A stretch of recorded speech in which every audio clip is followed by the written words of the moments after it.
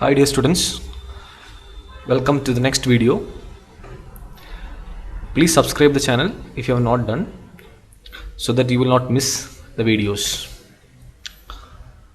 So today we'll be talking about scalp.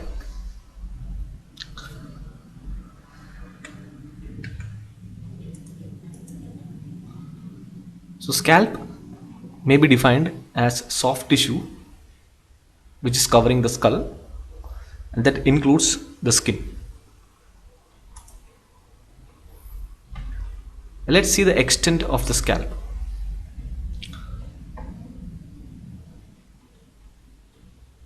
Anteriorly it extends up to the eyebrows. So it extends even to the face region up to the eyebrows. Laterally it extends to the superior temporal line, which is seen on the norma lateralis of the skull. Posteriorly, external occipital protuberance, and to the sides on the posterior aspect to superior nuchal line, which is again present on the occipital bone.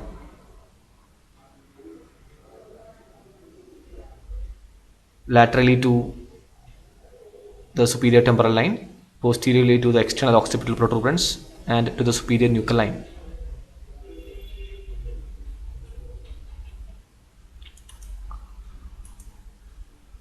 Scalp is made of 5 layers from superficial to deep: skin, superficial fascia, the connective tissue, deep fascia, which is in the form of epicranial aponeurosis, also called aponeurotic layer, and the aponeurosis is called Gallia aponeurotica, with muscles: occipitofrontalis.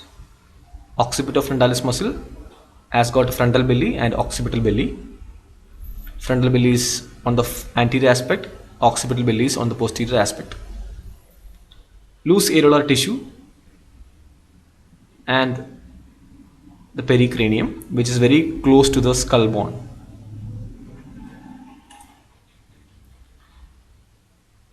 We will see the layers one by one. Skin. Skin is a thin skin,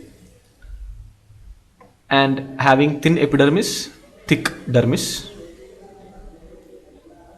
Epidermodermal junction contains hair follicles, lot of hair follicles, almost up to 12,000.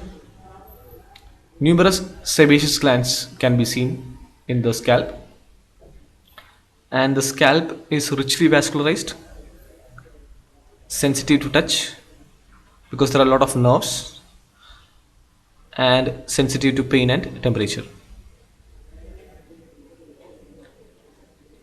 So connective tissue layer, that is the second layer, which has collagen fibers, a lot of collagen fibers, and they form cavernous space, also adherent to vessels. So vessels are also adherent. The vessels which are running in this are adherent to the collagen fibers which are running in the superficial fascia, and it has neurovascular bundle. The superficial nerves and vessels are lying in this. So below the skin, superficial fascia. And this is a clinical condition where uh, the skin, the inflammation of the sebaceous glands in the skin, that leads to sebaceous cyst.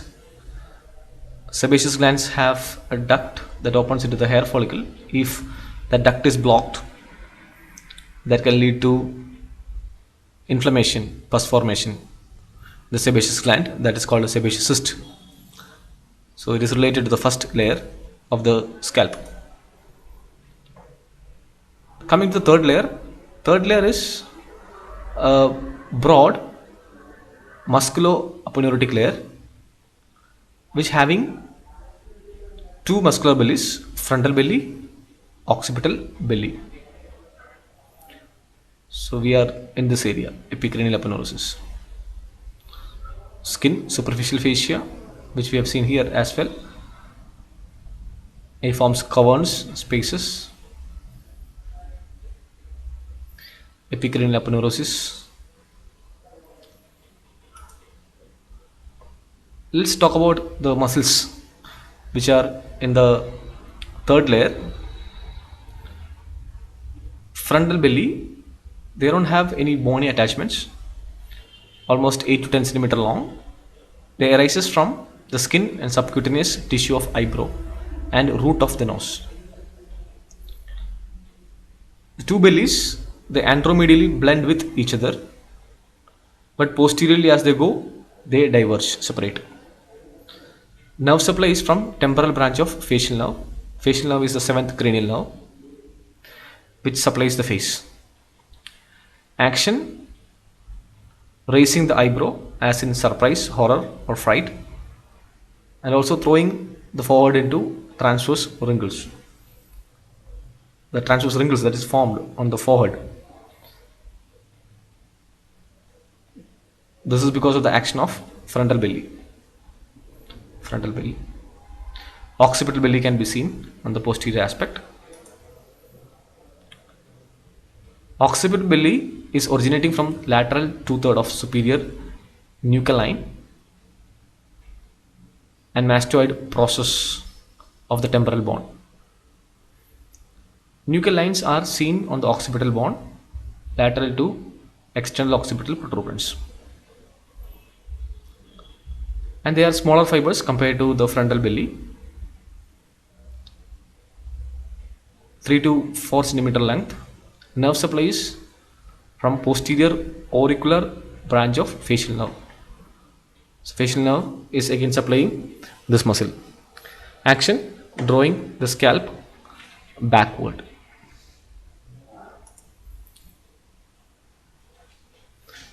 And regarding the aponeurotic layer, epicranial aponeurosis or gallia aponeurotica, a thin tendinous sheet uniting occipital and frontal belly of occipitofrontalis muscle. So you have seen the origin of the frontal belly and the origin of occipital belly.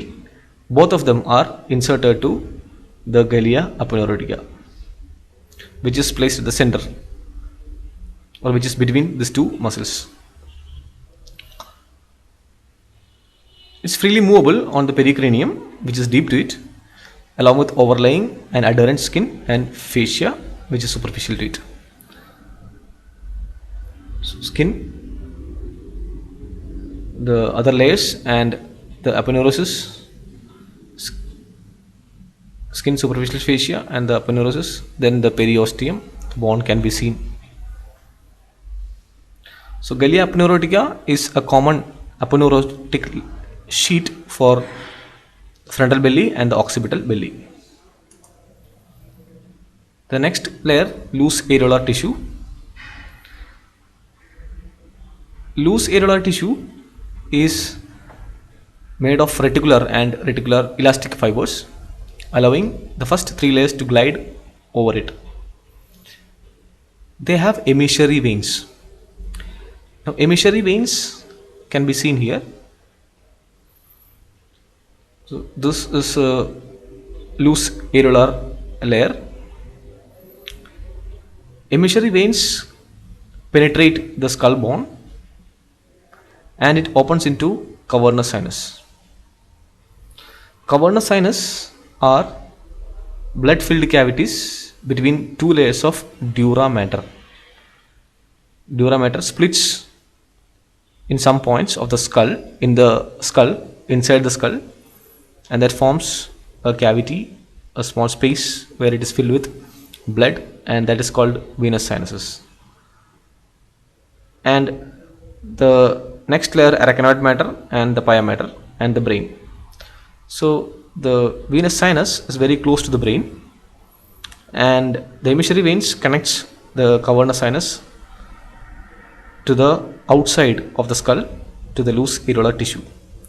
So that becomes very clinically very important, that the emissary veins can spread the infection from the scalp to the cavernous sinus, then to the brain. Now let's talk about the loose areolar tissue, which is extending anteriorly into the eyelids. So they reach up to the eyelids, because the frontalis muscle doesn't have a bony attachment. So that's why it reaches up to the eyelid.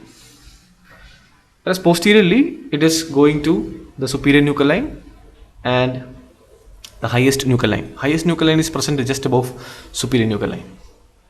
And on each side, it reaches up to superior temporal lines. Now, emissary vein, as I explained, which connects the scalp, loose areolar tissue to the venous sinuses, dural venous sinus.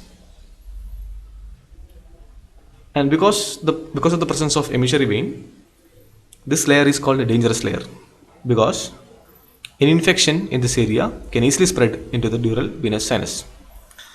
Emissary veins do not have any valves, so the infection can easily spread from one region, that is the outside the skull region, the scalp, to the venous sinuses, then to the brain.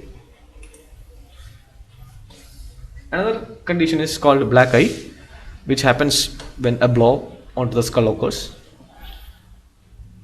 where the collection of blood in the subaponeurotic space, that is the loose areolar tissue, subaponeurotic in the sense it is below the aponeurotic layer, produces generalized swelling affecting whole dome of the skull, and blow slowly gravitates into the eyelid because the frontalis has no bony attachments. So this is called black eye.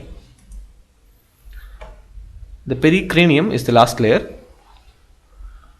So a skull bone and the periosteum can be seen, endosteum as well. A periosteum on the outer surface of the bone is called pericranium. So it's simple. Periosteum is called the pericranium, continues with endosteum through the sutures. So periosteum will continue with the endosteum when there are sutures. Sutures are the joints between the adjacent skull bones. Skull bones, there are many skull bones. Suture here, this is suture between the frontal bone and the parietal bone. So at this suture, the periosteum of the bone, skull bone, continues with the endosteum. It is loosely attached over the skull bones except at the suture lines. The suture lines, they are very tight because of some ligaments called sutural ligaments. They bind the periosteum to the endosteum. So this area, the periosteum tries to dip through the suture and goes to the inner aspect where it is connected to endosteum. So this area, it is very tight. Other areas, it is loose. Now cephalhematoma is a condition, subperiosteal collection of blood between the skull and the periosteum. Now between the skull and the periosteum, the blood is going to get collected. It may be unilateral or bilateral and appears within hours of delivery as a soft fluctuant swelling on the side of the head. So this can happen on one side or both sides during delivery or after the delivery. So the blood is going to get collected here. So blood will be between the bone and the periosteum. Now the cephalhematoma never extends beyond the edges of the bone or cross suture lines. And we know that here the periosteum is loosely attached to the skull bone but very tight onto the or near the suture. So the blood which is collected here will take the shape of the bone. As just imagine here, the blood is going to get collected in this bone or in this area. So it will be collected here, but it cannot cross this line. It cannot cross the sutures where it forms the joint, because their periosteum and endosteum are very close with each other, very tight. So obviously if blood is collected here, since it cannot cross the boundaries of the bone, it takes the shape of the bone. So that is one peculiarity of cephalhematoma. Let's compare cephalhematoma with caput succedatum. Cephalhematoma is a collection of blood resulting from ruptures the blood vessels between the surface of the cranial bone and the periosteal membrane. We have already seen that. They may be bilateral, unilateral, do not cross the sutural line, whereas caput succedaneum is something different. It is a localized, easily identifiable, soft area of the scalp, generally resulting from long and difficult labor or vacuum extraction. So here it does not take the shape of the bone and it is self-limiting, caput succedaneum. Let's see the nerve supply of the scalp. The nerve supply of the scalp can be divided into two regions, in front of the auricle and behind the auricle. Let's see in front of the auricle. Again, in front of the auricle, there is sensory supply as well as motor supply. Sensory nerves which are supplying this area are supratrochlear nerve, supraorbital, zygomaticotemporal, auriculotemporal.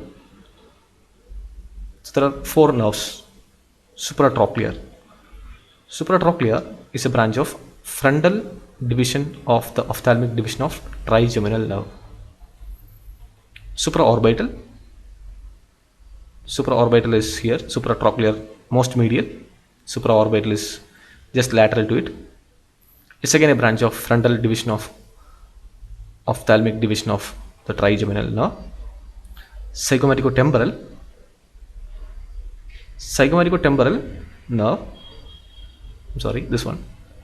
Zygomaticotemporal. This one. Which is a branch of zygomatic nerve, which is a maxillary division of the trigeminal nerve. Maxillary division. Auriculotemporal nerve, which is a branch of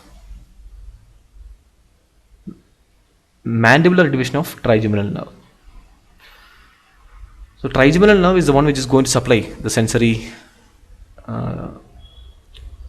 it is a sensory nerve that is going to supply the region in front of the auricle, which has ophthalmic, maxillary, mandibular division. Ophthalmic division has two nerves which supplies this region, supratrochlear, supraorbital. Maxillary division through zygomaticotemporal and mandibular division through auriculotemporal nerve. Trigeminal nerve is the fifth cranial nerve, which is a mixed cranial nerve but majorly sensory. Now let's see the motor supply of this area. That is by the facial nerve through temporal branch. Facial nerve, again I said that it is the seventh cranial nerve, which is again a mixed cranial nerve but largely motor. So you have seen the temporal branch supplying the temporal, the frontal belly of the occipital frontalis. We have seen it. So that is the facial nerve. So the same nerve is supplying here as the motor nerve. So the facial nerve can be seen here. Facial nerve comes out through stylomastoid foramen and it divides into branches. Temporal branch supplying the frontal belly. So this is the nerve which we are talking about. Other branches are zygomatic, buccal, mandibular, cervical branches. And posterior auricular branch supplies the occipital belly, again a branch of facial nerve. The nerve supply behind the auricle, posterior to the ear. Again we have sensory and motor division. Sensory are 1, 2, 3, 4 nerves and motor single. Sensory nerves, let's see, they are coming from cervical plexus. So from let's see one by one. Posterior division of great auricular nerve. Great auricular nerve supplying the auricle. Posterior division of it. Anterior division, posterior division. Posterior division is coming here in the scalp. Lesser occipital nerve is just posterior to the sternocleidomastoid muscle. Lesser occipital nerve. Greater occipital nerve, again little medial, greater occipital nerve. Then the the third occipital nerve. So from medial to lateral, third occipital, greater occipital, lesser occipital, and greater auricular nerve. Now, when we see the great auricular nerve, it's coming from C2 and C3. A lesser occipital nerve is C2, and greater occipital nerve is C2, dorsal ramus, and third occipital nerve, which is here, which is C3, dorsal ramus, posterior division of the spinal nerve, C3. So they are coming from the cervical plexus, as I said before. It's a group of nerves that is seen in the cervical region. They are formed by the spinal nerves, cervical spinal nerves.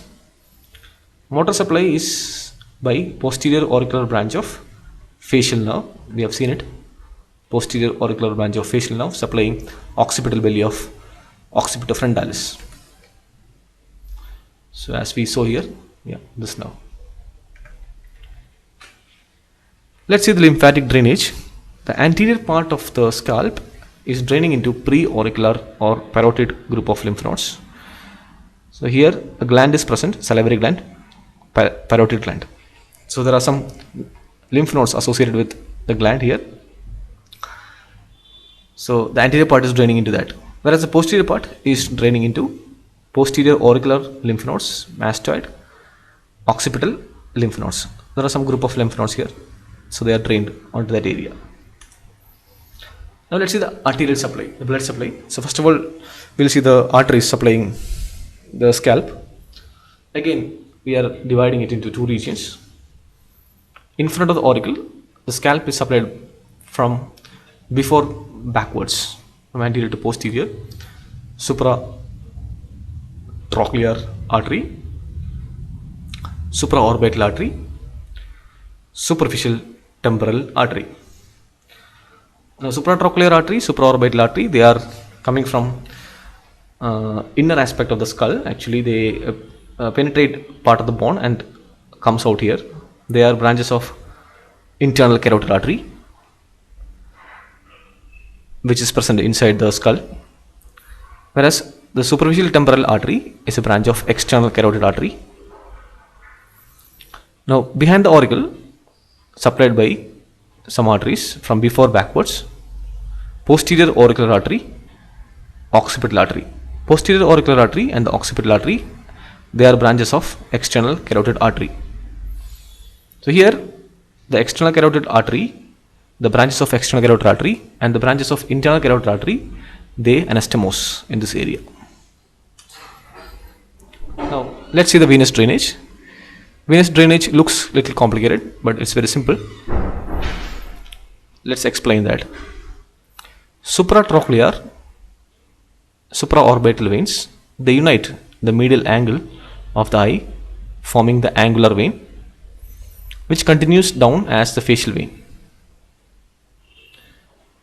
So these are two veins which are uniting here, and they are continuing as the facial vein. At the same time, little behind, superficial temporal vein descends in front of the tragus, enters a gland here, this parotid, joins with the maxillary vein, which is draining the deeper aspect of the infratemporal region, and they form retromandibular vein. So we have seen supratrochlear, supraorbital joining to form angular, continuing as the facial, here superficial temporal joining with maxillary, forming retromandibular vein. Now the retromandibular vein, retro means behind the mandible. So retromandibular vein divides into anterior division and posterior division. Now the anterior division of it joins with the facial vein to form common facial vein, which drains into internal jugular vein.